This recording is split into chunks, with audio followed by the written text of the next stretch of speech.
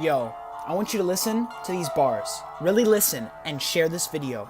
Because if you share this video, you might potentially save a life.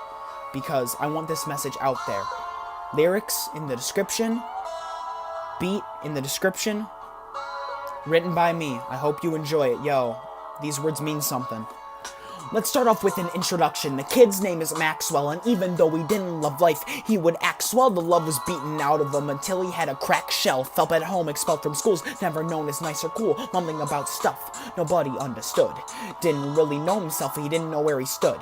Maxwell sat alone every period of the day. When his mom went away, everything in life became gray. He wore a hood, even when the teachers told him not to. Skipped school, broke rules, got caught up in a whirlpool. Learned not to trust the back of his hand. Walked 3 miles to school and back cause he didn't trust his old man. One day Maxwell was getting a drink from the fountain. When he turned around to leave, he was surrounded. Half the kids he didn't know, and his expression didn't change. They told him he was white trash and said he probably lived in a cage. Maxwell gripped his fist, got miffed, and he started to boil up. They said he wasn't worth nothing. They told him that he sucked. One of the brutes pushed Maxwell against the wall. Maxwell needed a stall. He went into his normal bully protocol. This time the kids, they didn't just want to mock him. One socked him and he swallowed his vomit. Tried to block Maxwell, shocked when his peers ripped off the thugs. One by one, Maxwell's eyes got big and he tried not to swallow his tongue. A girl asked if he was alright. He said he was doing fine. The 4 guys got taken away and Max didn't even know why. They attacked him, but from that day on, he knew that there were people looking out for him, people watching his back. Maxwell started talking to the kids who saved him. His life began to have color again. Things didn't seem grim. He got along with his dad better. They started talking at dinner. Maxwell had found himself. Maxwell felt like a winner. He no longer needed to walk to school. He got a lift. His life made a 180. It tilted. His charisma made a shift. He didn't question it, but when those kids beat him witless, he started being a better person, and he realized that he missed this. It made him feel like a prince to be back in the business of loving himself. He recognized that life had this richness. Sometimes gifts come in crazy packages, Maxwell. Well, getting bullied saved you from your own personal hell.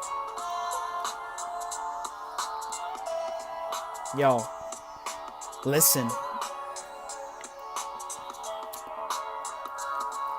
It's not surprising that life can be weird for teens sometimes, but I need you to lend an ear one more time. And this is a story about another crime committed by spoiled kids who on another kid who felt like dying. His name was Max as well. Go figure, ain't it the same situation. Parent fled, spirit dead, problems he didn't like facing. One day when he was at the cafeteria getting his lunch, a couple kids pushed him down and called him a chump. The biggest guy hit him on the head until he had a lump. Maxwell didn't know how to react. He had never been jumped. Stumped on what to do, everyone in the lunchroom stared as Max got hit repeatedly. Nobody in his entire school even cared that he was close to dying.